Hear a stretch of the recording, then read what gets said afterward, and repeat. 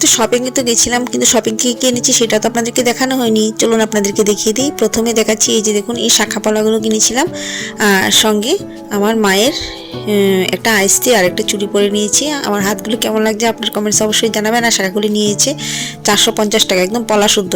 আর নিয়েছে গুড ভাইবসের একটা সিরাম, আর নিয়েছে হলো একটা ভিটামিন সি ক্রিম। দুটোই গুড ভাইবসের ছিল, কারণ স্কিনটা অনেকটা ডাল হয়ে গেছে সোনা পাপা হওয়ার পর। আর এই যে দেখুন মেয়ের জন্য এই কুর্তিটা নিয়েছি, কেমন হয়েছে বলবেন।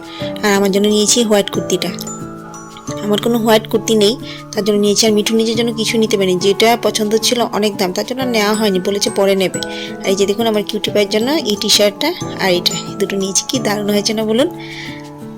আর এই যে দেখুন এটা মিঠুনের মার বান্ধবী দিয়েছে, মানে নাতিকে দিয়েছে আর কি, প্রথমবার নাতিকে কোলে নিয়েছে, তার জন্য কি ড্রেসটা দিয়েছে। কেমন হয়েছে জানাবেন। টাটা।